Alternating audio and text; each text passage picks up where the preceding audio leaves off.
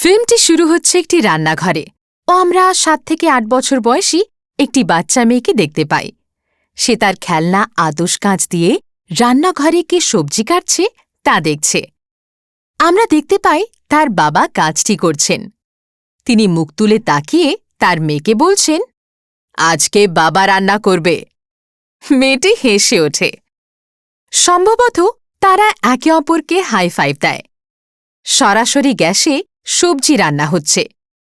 নুনের কৌটো খুঁজতে খুঁজতে স্বামী বলেন, নুন। ঠিক তারপরেই স্ত্রী, যিনি বাজার থেকে আসা মশলাপাতি গোছাচ্ছিলেন, তখন আশীর্বাদ আয়োডিনযুক্ত নুনের একটি প্যাকেট তার সামনে রাখেন।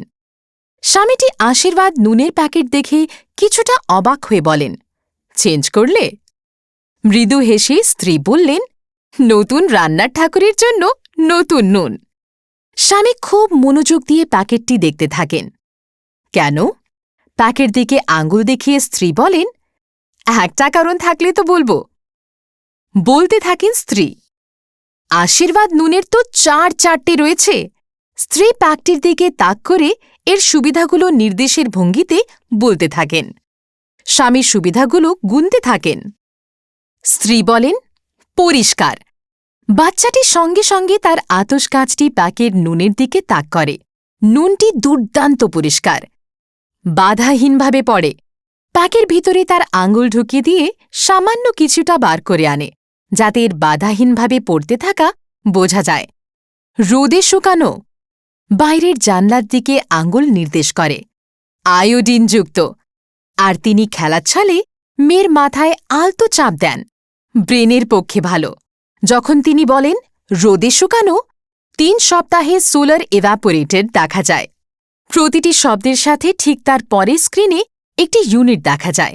স্বামী ও মেয়েটি হাসে ও মাথা নাড়ে। সরাসরি দেখানো হয় যে স্বামী সবজিতে আশীর্বাদ নুন দিচ্ছেন। এবারে পুরো পরিবারকে দেখা যায়, স্বামী, স্ত্রী ও মেয়ে ডাইনিং টেবিলে খেতে বসেছে। মেয়ে ও স্ত্রী খাবারের স্বাদ নিতে থাকে।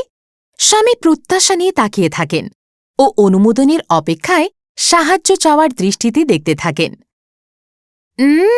মায়ের রান্নার থেকেও ভালো। স্বামী অমায়িকভাবে মাথা ঝোঁকায় ও তার স্ত্রীর অবদানকে স্বীকৃতি জানায়।